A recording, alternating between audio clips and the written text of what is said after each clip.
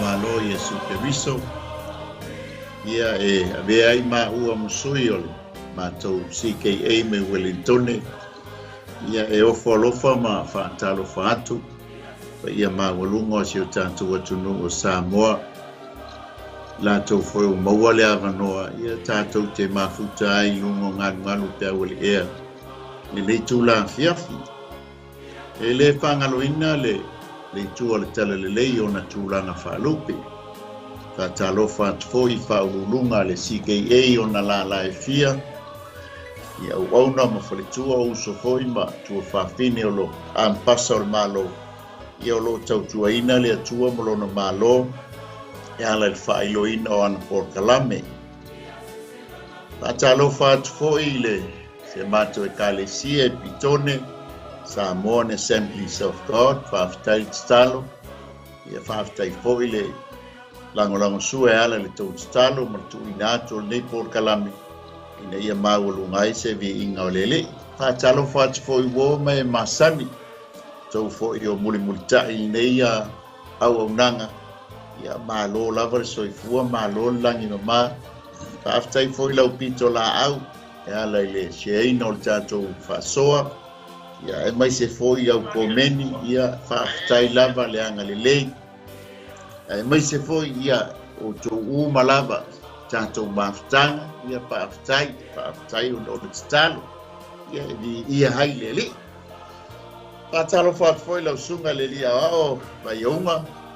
Ia mawal nei a fiafi e bei tā masui o le CKA mai Wellington. Ia wale au nanga nei a fiafi. Nā lor soi fua. Tau foi fatalo fala fo so fa MALO Yesu Keriso le ne fiafi la sunga le ta ia polo sunga fo ile ia o le la fa ia ma ina le fiona fo ia le to ne fiafi MALO le so fo la le go ta u male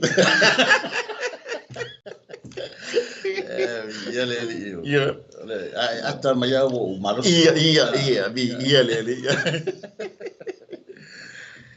dai fo ia no ta u ia o foina pelo ia toi foina au pa fonga ia mes foile la tolo fa pion pa nga ta to program amen ia le tu oro o fo o to so fo la vile le fo va nga le aspa io le fa talo fa foile sunga fa venga nga ia mai ia tu sai male undanga ia le ta molu tanto o mai ile kale sia muli lona fitu asia ia ona po ia pe ona fa solo mai ele tanto tusi o le tanto tusi fai taula le amo mai tusi a Faaaliga ilona matau po to ia a lona fai u pe fulmar fase o fai u pe luas fulma le lua ia o tanto tusi fai tauna ne fiaf ala tuina tu mal faalo ai le amataina tanto por kalam ia sunga le ia o ia awale tātou tāu sanga tu ina tuel tātou whaasoa nei a fiafi mole lava i unga. Ia, nātou te tāno. Hallelujah. Le tolu te mā, le alo, ma le nganga pa ia. Mātou te whaamanuina lo suafu pa ia le nei vaenga o le afiafi. Praise the Lord. Le ni fo i vaenga o lo wasu pa ia lo mātou atua. Whaftaita mai taita inga whalenga ngā la ufio. Sai taita mai lava lo mātou ola mai le taiao. Ia le ua mātou mau fo le ni afiafi le manuia. Hallelujah. Toi whafo ia le whaftai ma le inga ia te oelo mātou atua. Tāpena ina le ie i mātou le ni afiafi. E se whaalongo longo fo i le tua i le au tāna talaina o lau fionga pa ia. Tāno i lau fio lo mātou ta mā, wana i mātou ni au una whātau waa, ma leo ngai lo lau fio. Mātou te whātonga lava i mana o lau whauunga le tua, i whauina i mātou. Whauina le i le wholofolaina o lau fionga pa ia, whauina le tua, le whaalongo longo i la tō le a maua le nei porokalama. Ia iai le mamanu, iai le mana o lau fio le tua, e te whaamana malama atili, winga loloto lau fionga pa ia.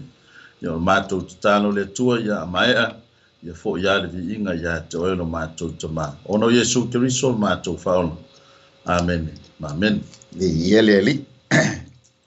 O le tātou tus whaitau, whaiong. Ia. O ngā leo a mai ala umata e pi li oi a.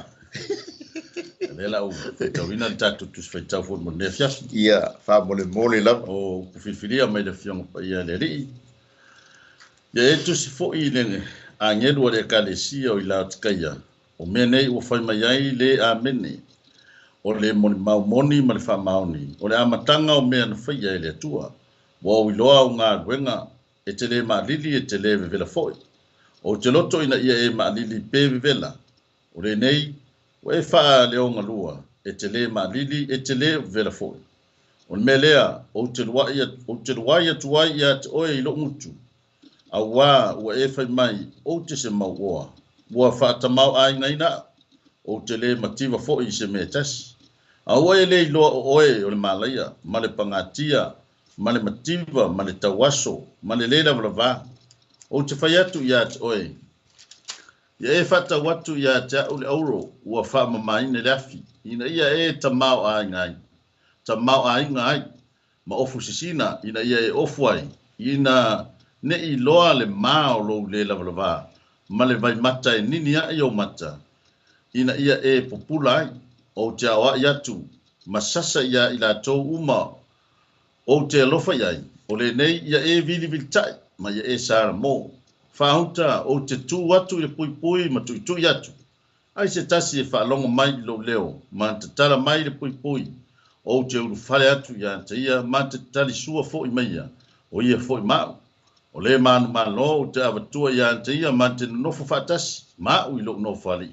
E pei o au fo i ona o manu malo.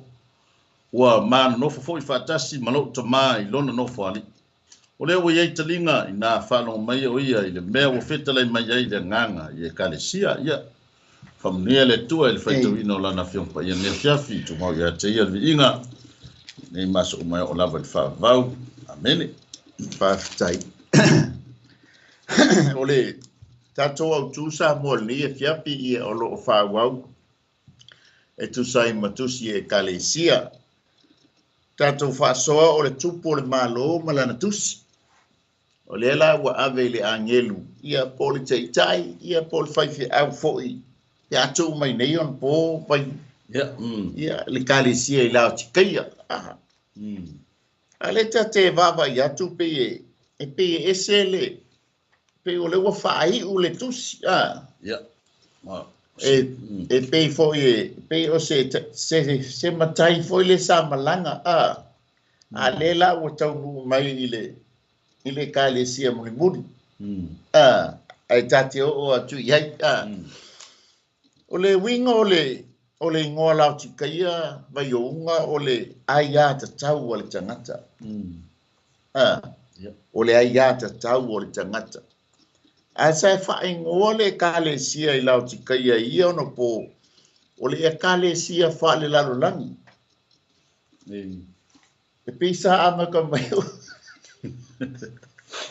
ma tau lia foi o sara taisa ua toe fuatai le kalesia o mai a lau tikaia o ia Philadelphia le na te atu nei tu so were revival ua toe revive le kalesia ale wo mai e pe o koe fo I kua po pale lalo langi le kalesi. La ia te tau la so fa so ile nei fo I mai tau le mele tau le ia te tau le fo o ia MALO man tu fo ia fitau fo ia le fitau le tau fa sa mo o mea le au ia da wa ya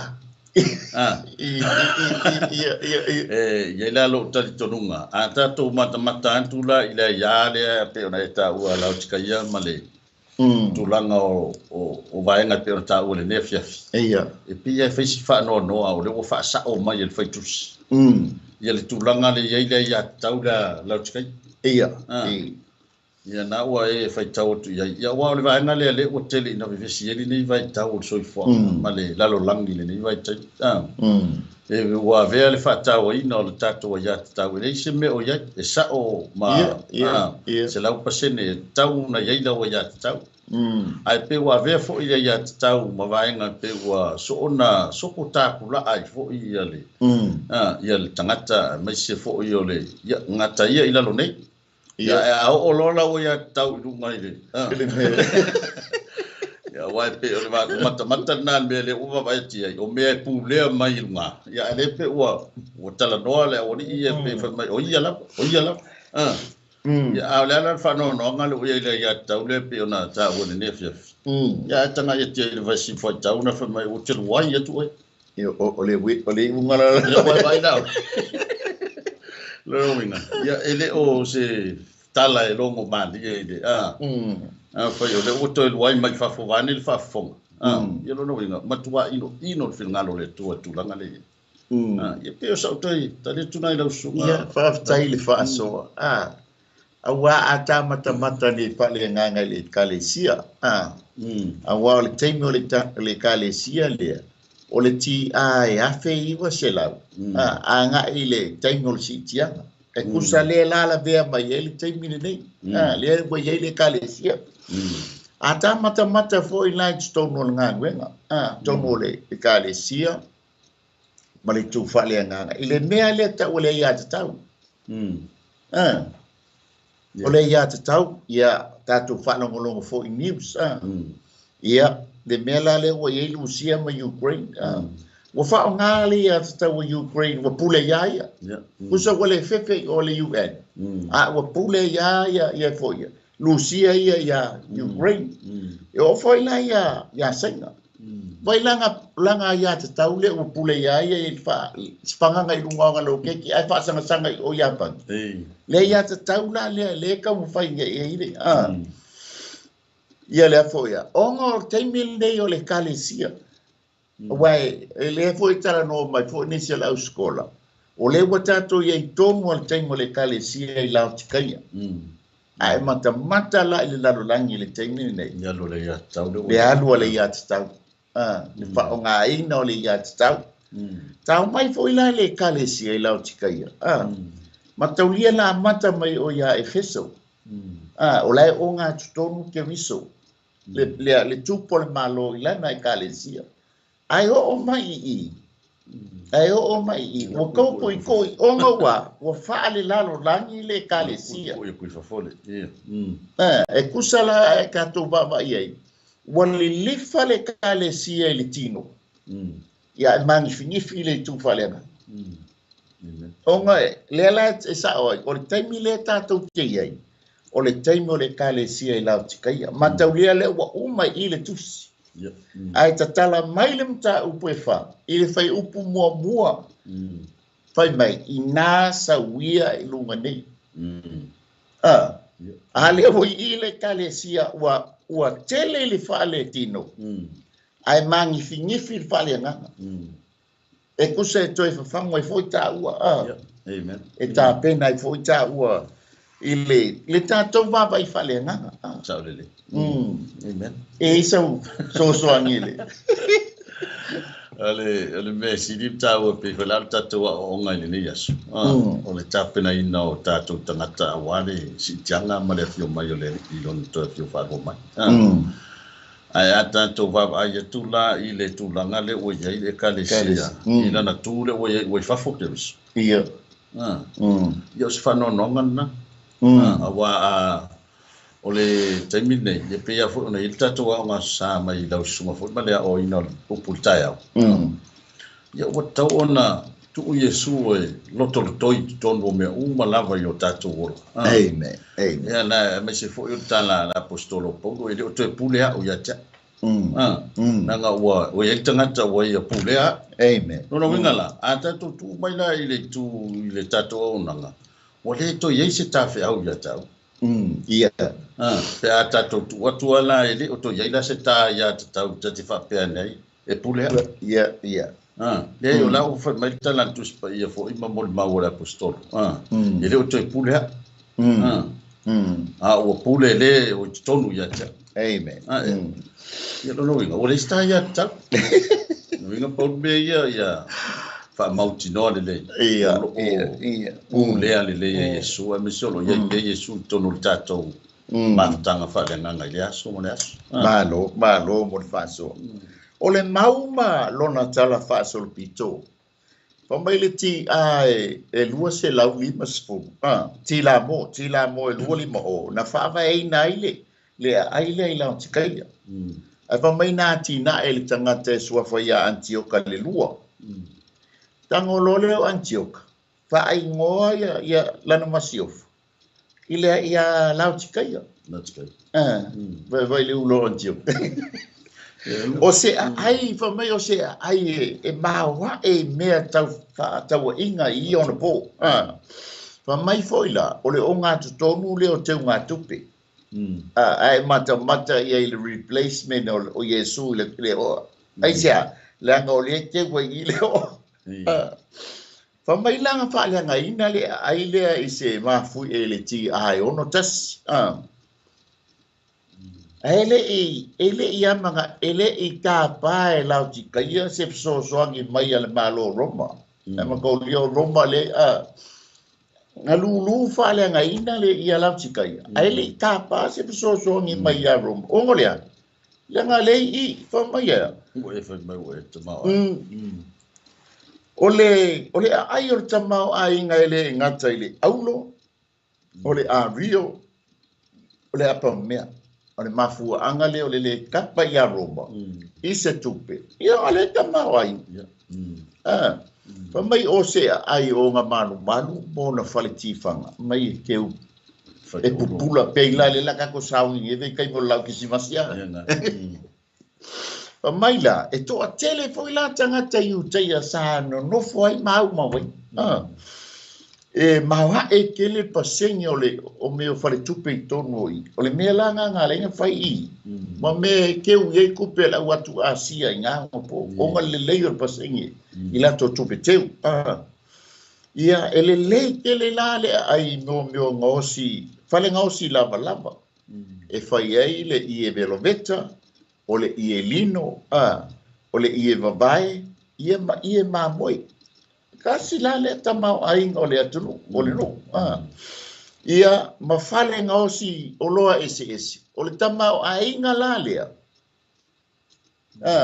dia la taba ba ia le replacement o Yesu ile oa o nga wa piung tatau wa kele le fale tino fale la langi ai mangi fingi la fale nga ai pawala si va sia foi si fa le tongo i o le pai ai tasi le atu no fa mai e mawalo nunga ona mea o nga fa fo mai ai mai siala ia mo le pai la au le e nini ai pe tulu ai mata pe fo ai ia meo fonga o mata e kele la ia la tikaia o le mafu anga foi le fa ma o lunga o la tikaia la ngai mo lunga nga ki kali o meo fo mai ile fai ngol vai la au le ai pawala fa le tono la tikaia e lekile i sapalai o le vai ma ka uli foi ale lo se vai ye ole ele kasinga fa fitau ele ki ola a kele likingo o ngole wale ile upole se vai wale se vai la sa so ngile sa le wa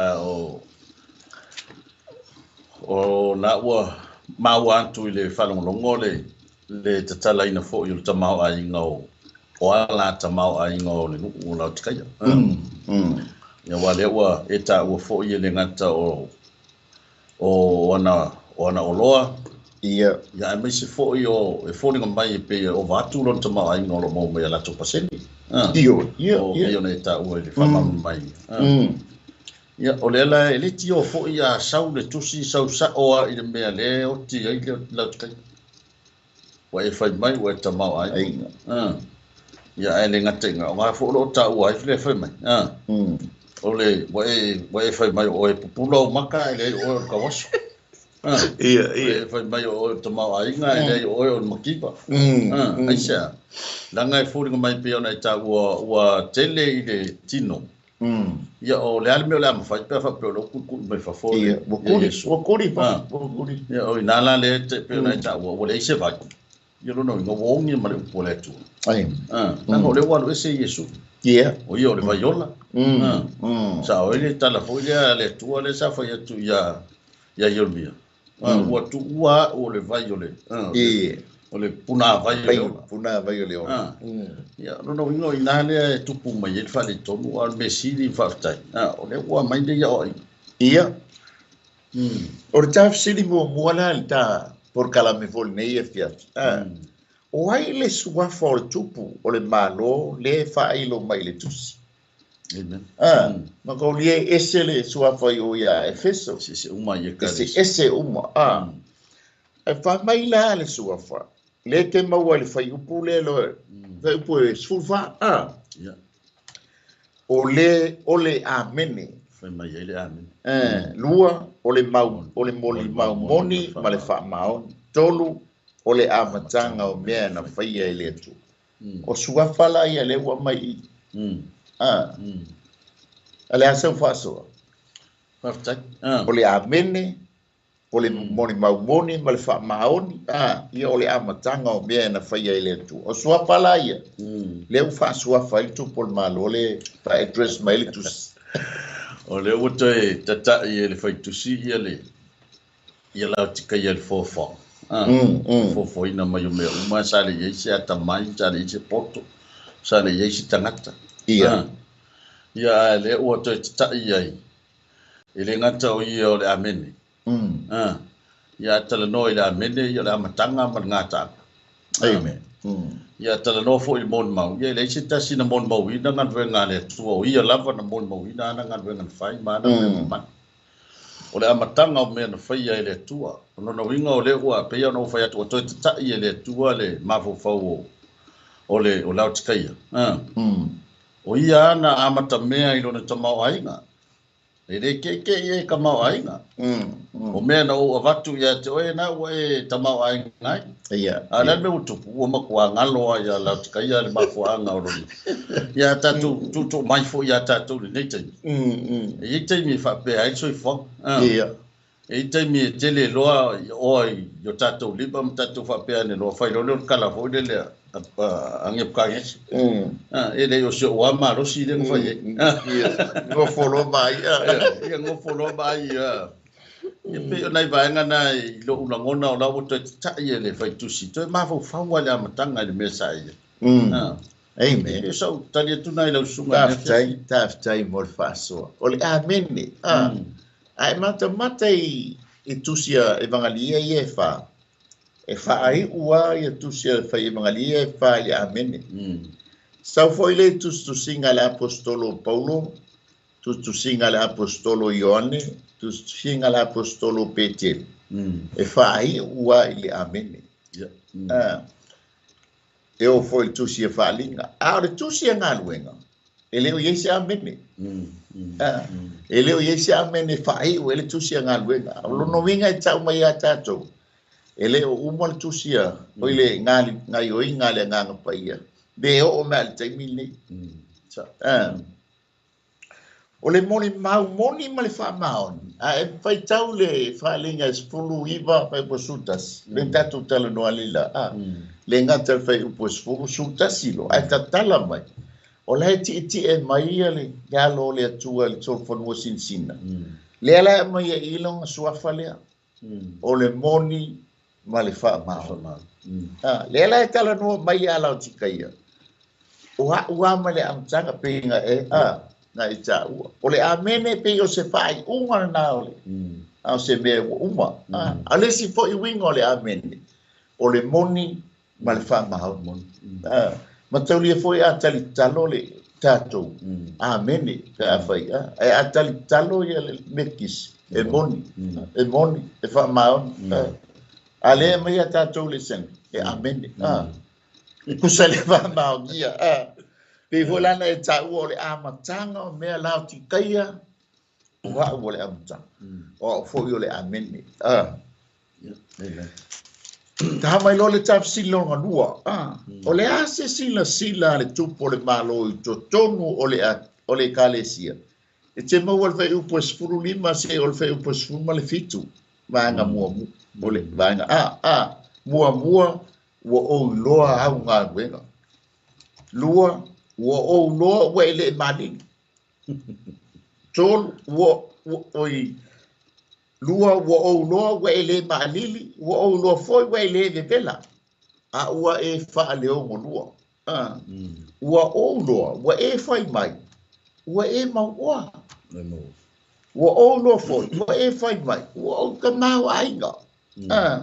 Ua o loa foi ua e fai mai. Se le hau ke se kia. Ua le se mea le ke le matiba. Le asau whaasoa ele. I vahenga la le longa lua le sila mai lea. I tonu le ka le sia. Pia nei i vahenga i e tonu. O loa o ngā luenga. Mane. Le vahenga. Sili mataua o le.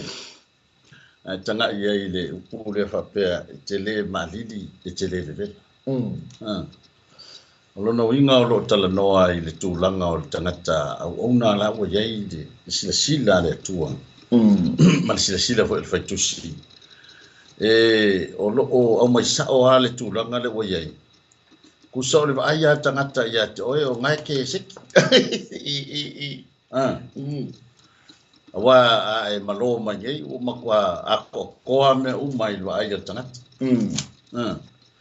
Ai a fai aku fo ia te oe tūlanga nai fale tonu pawala o kana ese de o la sekia. Ia. O vaenga nai lua o lo whapea o na fsiringia ai ma toe tau mai ai ma whamanatu mai le faitus. E pei ua fai asi whamaurunga kere re karesia. Ia. Ki ngā ngai do o lai ke le mele whale tonu. Ang pawar kala la o le unga ngā e tele mali ngā wai whai mai o e kele mali. E kele o mali. Ioi.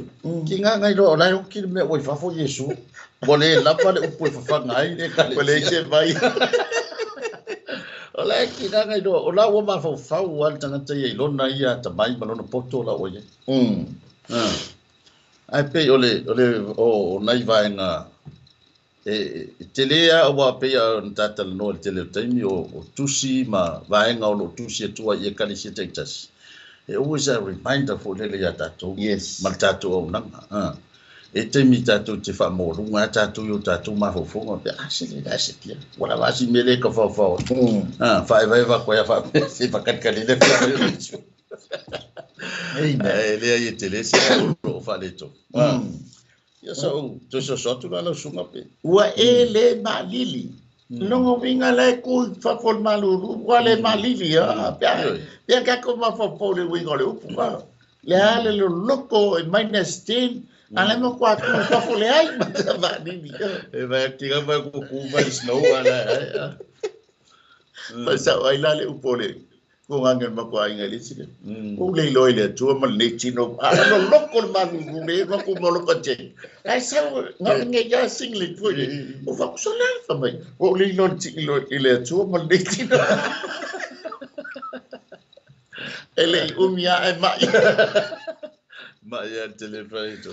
Ole fa ma talanga ole vele. O ele ba lili o ele de dela. O e fa leo mo lua. Ya le ka ma sangi mon bol ba ye. Piu ma fan. O ku le ko. Se ko inga vai foi le pe le vai ingo foi le as pe wo ye bale sangi foi le pe wo vai lua wo solo ele ai mo so manga ke fie tinga ai se no mo kwa bange foi le ma kwa mo le fie ka ko a ma se le ma kwa u ko le o wa foi le so lua ha le tala fa me fa te e ye le vai e ma sanya ila o tikai ele mawhai e la tau o na inu te a malulu. Pau wale kei me mawhai na inu e la tau o le nivela. Ai ma whanga lo, luai me lo, pangi e whafunga nga sa whapenga uma. Lea lai loa le leia la wali le. E a fuia. E wha leo ngo lua lo le la tau wai le. Na pau wale me o luai me. Lea lai whapenga uma o tau. Wo loa nga luenga ma ngai o to nga lu a se nga fa la bele wa ele ma lili ele bela ale la family le fo il tu o ke loko ye e ma lili ye lo to ye bela wa bela a wole kulo vai ko mo fa kanga ai kuli se o vai a wa ka foi me ido ye mala no ba oe le fa pe ka to mai foi le vai nga lo no wo loa wa e maua wa ka kau wa e lo foi wa e fai me wa tamau ai go lo foi wa le maki vai se mea ba ai le replacement ale o sa ya yesu ale wa mai ngai le o fa me yesu fa ku I fa ai a mai le o fa stone o nga stone wo le kalisi o fa jio fa le fi fo il makwa inga le cham fa me ngi ka go ala ku so le hatta wa replace le o ele tupe yesu i tono le kalesia wa fa mua me i tono le kalesia ai me yesu wa ku mai fa sa ole o le silo mato wa ni me o lo ta waso le la ka mai la ta waso ele kalesia le lo fa ilo mai ele tus mo wa ele loa o yo le malai lua wa ele loa wa e pangatia wa ele loa o oe e te mativa wa e mativa wa ele loa ngai ki ka waso la tikai lua wa ele loa me le anga le veo wa le loa lai le la vai vai la tsa tsa ye tu sa malta yo fela o ye le mali di pe le ba ele ke tu sa ole wa ta sa o mai ya le fina ngalo le fai tu si fo ele o to yese manu ya to ia na wa mata mai ya da matanga fa mai o tele o lo o malaya a fa pe fa ya tu sta si ya to ele pule yo si ya lo wo vai se se ku ma o matala ho le punga sa lo no wa ngele sa no le fia le ya wa ta va ya wo le si to fa mo na nga fa pe lo feta la ile nga o le tua o ngai kile o lo o malaya ia ia no inga ia e o la fua o le si le ngata fo ile pe ona tata noa pe fala na eta ua fa me nga wa i lo me uma ai le yo o tawaso wa nga fa pena o inata tu te ya me se fo yo le ola tamau ainga e sa o le lo fa so pe ya ona ile tulanga le ole wa sutu langa ile tupe ya le me te tauna ye yesu ia wa avea le wa bel tele o se leni o me moni alto tele sa pele a yesu o ye ile te mi tawatina e so ifonga male ai ina ua fata mau ai nga ina ya lima ma avatu manui o le tua ua ye peilo ua manatu foi le ua peilo al vaina le pe uta o se lo yesu Sa o lole upu fo masino to fa no fo ye a o nga. A o nga le so kupe ya nga kangi mai lole ya. Ai a o lo nga makiva pe o lai ngono ko kuri la o po. E fa pena wi ngo so fonga ma se ai o se fa no nga wa o le ata le o tu le nei taimi te le au fa o lai na me se fo tato tanga ke san.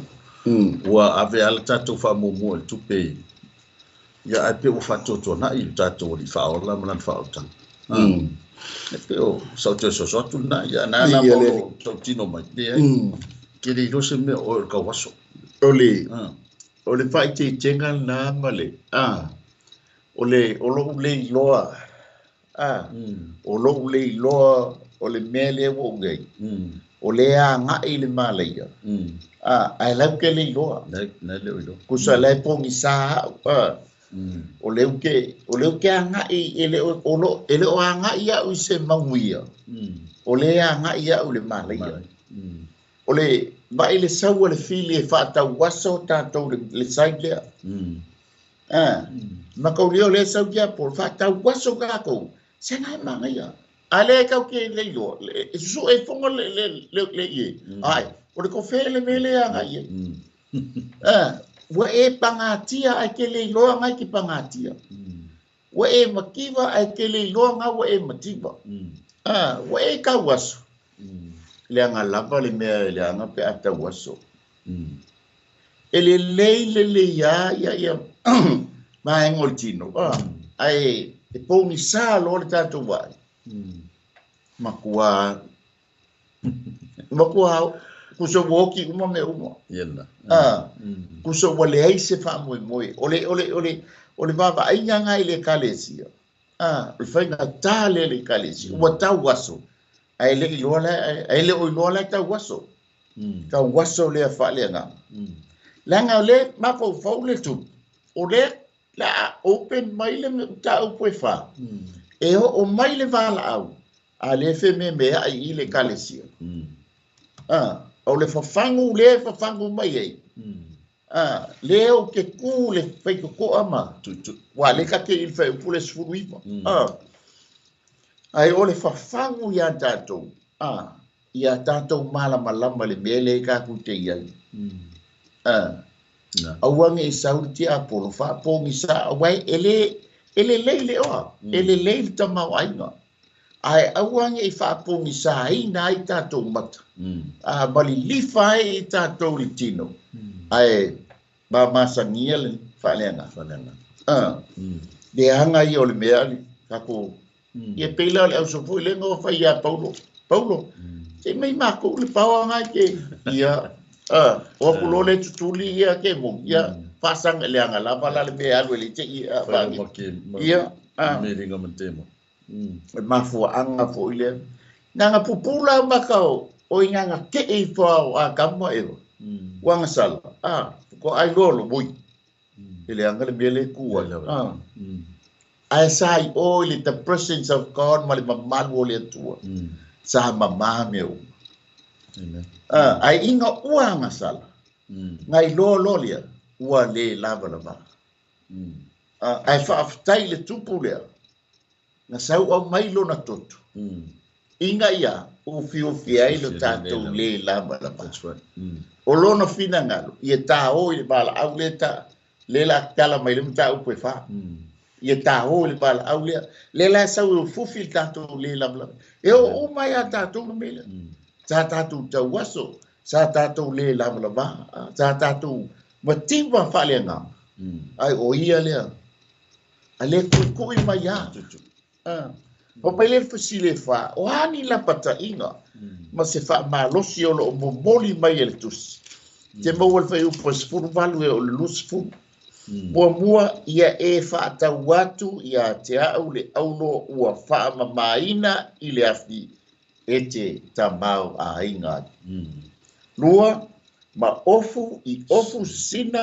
ete ofu ai ina ne I loa le ma o lo le lava tonu ma vai mata e nini ai o mata ina ia e pupula fa o te hao yatu masasa I le o te alofa ia Lima ia e vili tai ina ia e salamo. Ono whautau te tu watu le pui. Fitu matu yatu. O le valu o sela whalongo mai ilo leo. Iwa matatala mai le pui. Se fulu o te ulfole atu ia te ia. Mate tali sua maia. E uia ina whai maia lau tikaia. Se o lau ke mau oa. Ea me ye pole e o leo te tamau ai. Ea ia se mea ke pole e seki a me uma. La patai mai lola ia nea. Se ngai te leiloa ngai ke whale tonu. E ui la ina e whale tonu. A lea lau saufa e upasurvalo o luasfu. Lau tikaia. Saula ia te au. Ina ia whaatau watu le aulo. Ua uma na whaama maina i le afi. E te tamau a inga. Amen.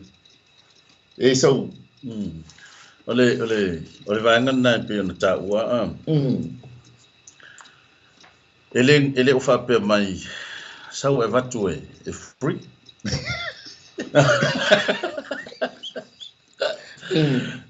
Ia lava pega free le fa fo Yesu. No winga se do ngai fa ina fa tanga Yesu to sa ton. O mena le fa ta watu. Lango le fa mai e fa ta watu ia te au le aulo mo fa mamaina i le afi ina ia e tamau ai ngai. Pay the price. Ioi. Tu se pe ia no fa to ele o fa pe mai sau ia sau e vatu free. For free. Ele yo life mai sau e fa ta watu. No winga e ile me te fa i pese trade for ele. E vatu le si mea e bai si mea. Ia ole ala mele fina ngalo ai le faitus. Sau ia ta. Ia so pau ngale trade le mana oi. Ngale sau. Sau ia ta. Ngalu sau. No winga la. O pe o vaenga na tau fo ona vava ia. Ai ele ngata ia. O i le o lo to ya fi mai ai le tusa po le ale fa le tonu. O le ale anga sala o tangata. Amen. O le alo na fulitua. Ia ua fia ni tusi, ua fia ni tala perfecta e fulitua o Israelu ma. Ai le i fa pea a me ua alu fa pea mai ia le atua. Ia kere ko e fia alo fais.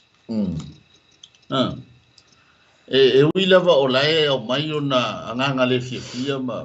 Ia ai le fa pea ua motu wa i le alofa mananga le o le atu. E nga o nga au mai o lona le fia. Ai toi fo i mai ale tu e lona alofa tuno. Amen. Le po le alava le fai mai o fa le o ngolua o tangata o ona. Ia o le a tu wa Yesu ma tu pe. O le au tu le na o sa uia tali. A fa pe to yai lo Yesu tono maftanga o paunga le trade le mana o le ola. Amen. O le avatu le ola o taua. Ia nga maua mai le o tamau ainga fa o fuina i taua i o fusina. E o sa una tani le sunga le. Ya mai se maua vai maka ko fa mangingo le ka ko vai. Nga luenga e muli mai. Kong e kula e saule aulo. Be ia le. Amen. E ke le mawhai o nga e alu i o. E le kausa maanga. E a e le ofu sina.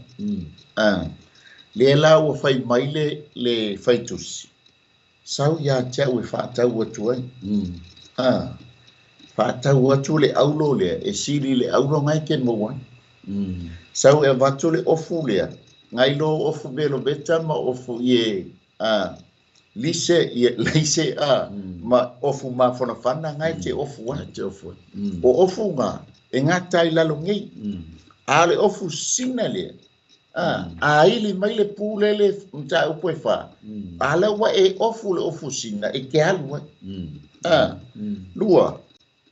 Le ale polo fesa wa fo mai vaila au ngai te maua. Lau tikaya e silia tuaile vai. Silia tuaile vai mata lea. E abato e nini ai o mata. Inga ia e koe pupula langa ngai te tau waso. Vakule aulo. Inga ia e kamau ai ngai. Nga ngai ke makipa. fa ofu o le ofu sina la nga wa ele la va ile lo fo le o le faitusi a lo fo kele le faitusi le aulo inga ia tamau ainga o le ofu sina e ka vai do le la ba ma le vai mata e ngingi ai o mata la nga wa ka waso fa mai le la ti kaia so se matua lo fa e sasa le le fa mai la ti kaia o te sasa i le o te alofa ia. Le lau ke sasa ia te oe, o ngau ke alofa ia te oe. Aisia, le anga le la ahili mai le pule i le mta upe whae e o mai ei, a ngau e seki. Whamai, ia e vili ta i la ia e salamo. Pau anga le meu ke mga oai. La tika ia. Ngau lo salamo la. O ngau utaria le oe. Ia e vili, e lua vili, ia e vili tai, ia e salamo, e kau mai, ua makua ma mafa le venga le iala, vai e lua vili, e le kasi le vili e lua vili. Vai mai lea, whaauta o te tūai le pui. Kusa o le koe, o le toe bala au, ai le ialu le malanga. Le tule tu wa Yesu la ngol malanga le ka man ta o pe fa a le ko a ko sore i fo le awe ngo fo o tono mla va le lo ma fa lo che halu me e ko sole la scola le before the departure ko ko sole la school before the departure Peila le pui a Yesu, pa mai o te tui atu i le pui. E le kui svai ko a le kui loto lau tikaia. Yeah, that's right. A le tui le loto lau tikaia. Le ke kui le fai tuto, e uia inga o kui fafu. E uia inga e kuria au fafu. E uia inga e le mafau kuria au fafu. A lea ke kua le fai komo tui. Fa mai lea, o se whaalongo mai i lo leo. Yang o kele i ole. Kele o tatou whaalongo. E fai kau i tusi e fit. O i kale si e fit. O se iai talinga i nga whaalongo mai i le nganga i kale si a. A lea fai koe saua le moni. Ai se tasi whaalongo. Ai se tasi whaalongo mai i lo leo. Le ngai listanga ta le whaalongo kuiko.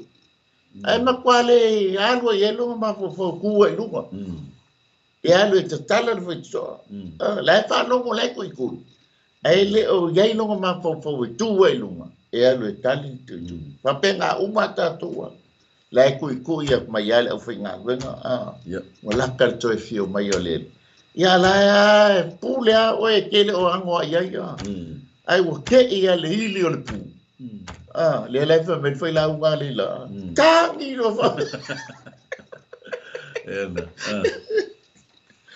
Ta tala mai le pui. Ma ngai ai o te ulu fale atu. Mate tali sua mai. Va ile ma ngai o le tala o fai to. Ai maka yo ya pila te fai.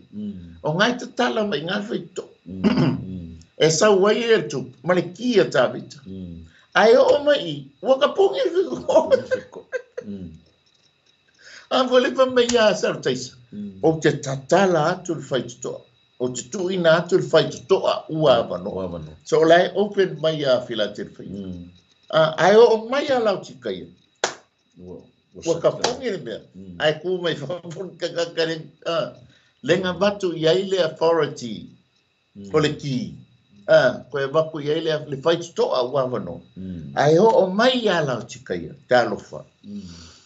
Le ngaka ka pungi le whai koa. Ai koe kuri fafu. Le alai tu i mai e. E wha mai. O hai a sese ngā te whaalongo mai lo leo. O ke uru whale atu. Tā te tali sua mo. Amen. Mano?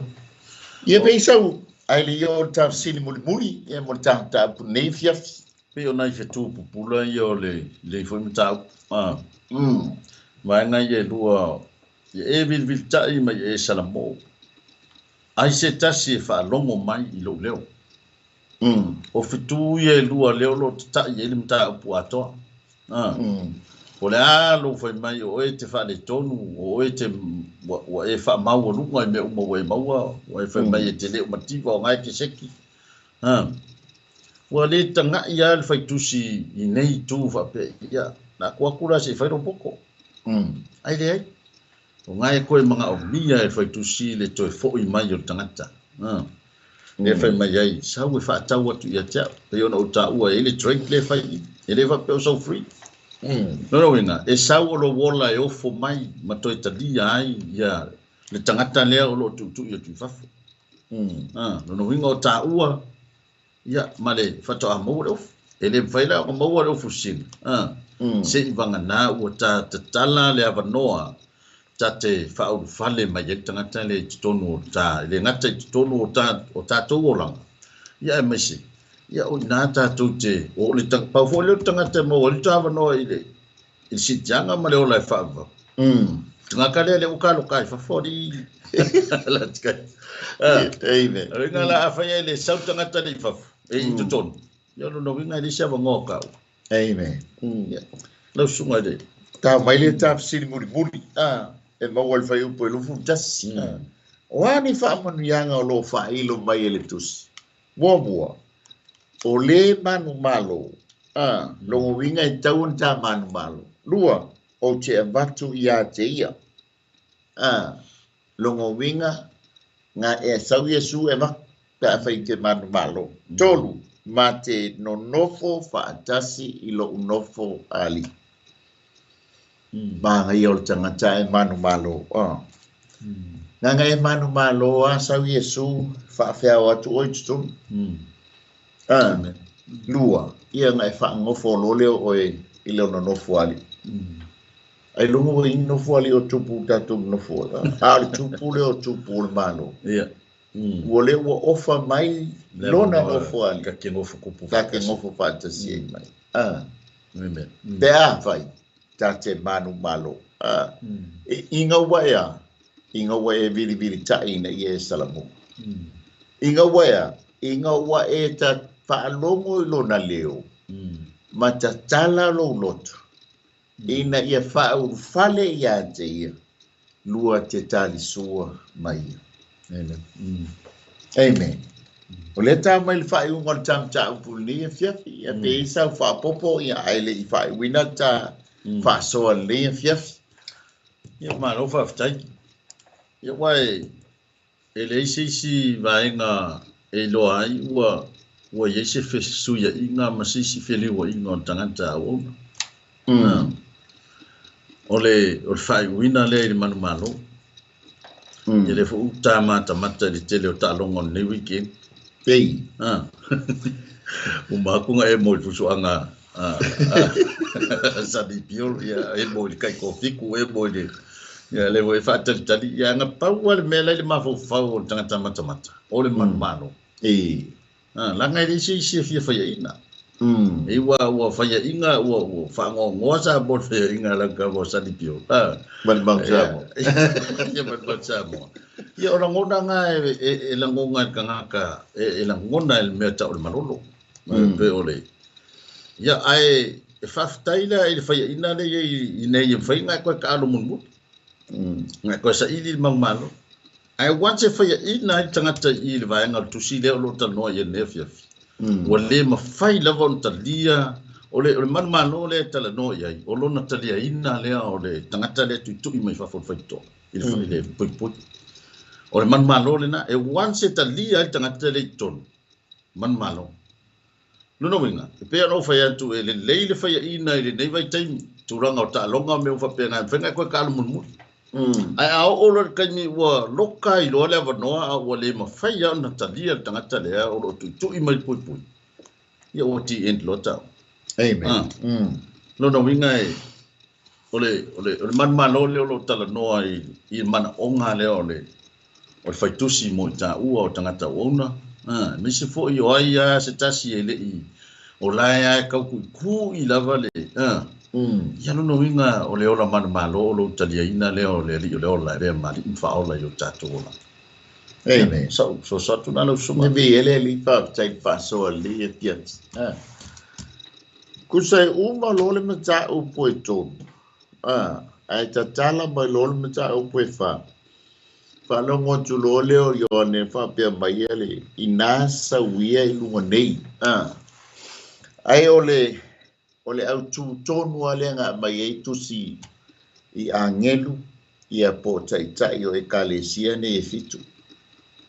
E tusa o se la pata inga ina ia ta pena ai le kalesia ona o lela o mai le bala au nta o po fa. Pila ona uta ua le fai upule luasfu. Amen. Auta o te tu watu ile poi ma tu ya. Tusa o le la skola le ia te oi ma tu sarona toe bala au lea po lana toe tu lea ai le ialu le malanga le mata po fa o ai la le tangata na te talia lana tu o no lu fale le fa lu fale ia Yesu Keriso langa pau ma le tangata ia lu le malanga le e langa mai le mata po fa nga ole wana talia Yesu Keriso e fai mali I ma faola le tangata la le tu I o tatou loto I le taimi ma le taimi tatou te whaalongo I le upo le atu. O le la skola le po le la tu I le. Ona o le la ta pena le taimi alu ai le malanga. Awa e talia le tangata le tu. Nana paunga o le tangata tatou te o ai le malanga. Kusa le la stempa lo ilo passport.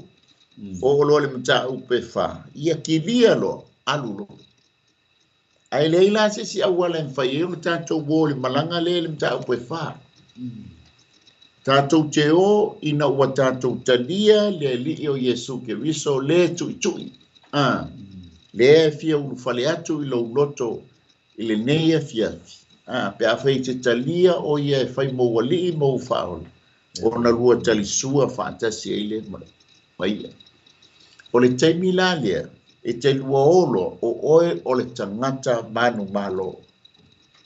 Ua wha ofuina oe le ofusina. Ma ua ofo atu le nofo ali, lona nofo ali. Tātou te no nofo wha tasi ai mai ai lona nofo ali. Le maangaia ia o le avanoa. O le ua tu uina mai. O le lasi, o le e kale sia muli lea mo tātou por kalami. Ai o le au ngani ia male tui mai le fionga pa ia le tua ni fiafi. Tui titi a o mai le val au pe ona ia le mata au poefa. Ai o le la pata inga male toi fafang. Pe mate te talia lana tui le tui ia tua I lo loto le ia fiafi. Pa mato e whaalongo I lona siu fafonga au tui ma. O lai wa maluluina I fafo le ali e ona le kalesia. O lai wa laina I fafo le ona le kalesia po le ao le kalesia. Ai le I mawhaia ia o nalu. Ai sea le anga e lofa ia te oe lei tutonu. Ina ia awana I whano oe lei tutonu e mana o mia e fia talisua ma oe. Ona lua o lea whatasi ma ia I le malanga lea. A fai te mana o talia o ia e fai mo wali I mo whaola le nea fiafi. Wa ma fiafia e fai le talo. O le talo lea, o le talo le whaola tano. E te talia ina ai Yesu Keriso e fai mo wali I mo whaola. Langa e paule o le tangata e alu. E tusa ma le siitianga le sau mata opu e wha. Fai upu mua ina sauia I lunga lei. O le ata le na o le siitianga. O ai e alu, na o le tangata wana talia ina Yesu Keriso e fai maali I ma whaola, wana whaatanga le o lo tui, e ta tala hatu lo na loto ia te ieli neia fiafi, e te lua talisua mai. A fai te mana o talia o ia, la ma fiafia e fai se te talo, ia e whaataitai mai upo le nei te talo, ia e te talia ina ai o ia e fai mo wali, mau whaola. No mailo wao ia la tatu talo. Whaftai tele a Yesu le neia fiafi. Ma ua oulo ai. o ha'u le tangata angasana. Ai tatala atu lo loto ia te oe. O te whai ai oe mo wali'i mo o whaole. Mo o talia i nai oe Yesu Keriso i le neia fiafi. Whaafitai tele Yesu i lo talia i nawa ma avea ioa o se tasi o lo au a inga li lani ma ua e whaamanga loina a uanga sala umala. Vi ia lava o Yesu. Amene ma amen. Anganga pa iae o e sila fia nei a whasoa le nei a fiafi. O i lava wana whaia le titalo e talia i nai o Yesu e whai mali i ma whaola. Wa uma le mātou pito la au po le mātou ngālu e na whai. A o e nganga pa ia e te whaola ina le nganga. Whaamanuia ia te ia. Faamalo lo ia te ia. O ai fo i se tasi. Wa whaalongolongo le whaasoa ma le o nanga le nia fiafi. A ua mamao ma oe. Ma ua malepe le la whenga inga. A ua e whaia le titalo le nia fiafi. E toi whaafou ai le maafutanga ma oe. Whaamanuia ma e whaamalo lo ia te ia. Mātou lea titalo tamai wala ia te oe Yesu Keriso le mātou li mo le mātou whaola. Amene na amen. E toru a vaenga te whaia no whaia fo. E whape nao nā tina e ailo o langa whale ngā. Mua whai tau le fionga pa ia le atua. Tātou te pisia. A ia se māso teimi e te whai tau aila nā fionga. O lo whai tau le tusu pa ia. O le wheta lai mai leo le nganga o le atua ia te oe. O le tala noa mai lea o le nganga o le atua ia te oe i lo whaita wina o lana fionga. Lua o lo te talo. O lo te talo. O lo tala noa lea i lo te maa. O lo tala noa lea i lo te maa. O le ale mea o lo e mana oai. E wha i loa i le ta maa e ala i le te talo. Fato ami ngoi mai lo watua. Pe a whai te bala a watu ma e whaatonga atu ma e ai o yatu ia te ia. E ala i le titano. Lona tō, ia tango e tau Yesu i se tasi. E iai le pale lai e tā ua le tuspa ia o le pale o le oli oli. O le pale lai maua e le tangata na te moa le anganga, pe te ina le anganga. E ave ia Yesu. E pe ona e whaia le titalo ni e fiafi. A ia whaamani e tele a le atua ia te oe. Ia ngona la sanga ia iai le ngango le li. Ia Samoa ia o le tātou whaasoa na nei a fiafi. Ia ai tui na tuia i lau sunga te a foisa toi whaapopo ia ma titalo whaai o le tātou maafutanga nei a fiafi. Ia MALO whaafutai lau sunga i le. Ia o lale. Whaafutai fo i le whaafunga fo i si o tātou. Tino ui lātou uma o am whai am whaavano ina le taimi. Amen. Ia e te whaafunga mai ai tātou por kalame. Ia ai mesi fo i. Ia o le lātou lo whaapea na se ina le tātou por kalame. Ia na lei lawa le atua e tusa malau whaafunga. Ia e te tono nei tu la. Ia le amua le si a tātou whelo ina i le lua veaso o iluma. Lua veaso o iluma. Ia le atu e maua le si a tātou whisota inga mai le tima siki e mai Wellington ia e mon nei taimi ia no ia tu le nganga fa te le lava ia le ia anga le tua i fo fuanga fo nei va yaso i manu teleina ia mai tu te favor nei va yaso i fa fo ma tono fo fale ia anga le ia te tatu uma lava ia e o te nei ia la fa wina tatu ko kala mesi talo ma tu te to moria tu le nganga fa te le la o fio lo ma te ma fa te le lava i le ma tanga ro nganga pa ia safa peona ia wina mai loto toi tono na ma ua tatanoanga le mea fiafi au whaafonga fo ma mori mawina e lau whanau whaatotua le ia le whorofolaina o lau whiong pa ia mātou te talo e watu le nganga o le whaafitai le poto man malama ia e whaafitai lau whaaunga lo mātou tomaa le ngate ia te maua ia e whaafitai lau whaaunga fo ia te lātou whanongolongo le afo i se tala le ase uku o le sao na fa leo mo le sao fo yo na momoli tusa malau savat ia tala lawa e whamangalo I mātou lau whanau ia oe me lei me sitili wa e whaia mo I mātou e maisi fo I lātou o nganue ina e lo mana le ali ia whaia si filfilinga e tadia ai la o fio leo lo tu I mai le pui o mātou fale le aso ma le aso o mātou fale ngana e te tala atu o mātou loto e te fio ai ma ia fio tu mawai o mātou te talo iei mui o la o fio ia te lato uma ia ma lato filfilinga whai a nei tu la le tua whawhitai lo whatasi mai whamanuia le ali ia lau whalonglongo lau whafonga iei manuia o la o fio ia tu maua le viinga le whamanu ma le whanetanga I la o fio nei maso malama e o le whaavau lava ono Yesu Kiriso o mātou li whaola o lona swafa o mātou talo to nei amen mene ia sa mo na le tatou o nanga nei fiafi ia e whamuia tele a le atua tatou toi whailua I foi staino luma ia e mia fo whai o neiwi ko nei mai as ia to wha so ia le atua fua ia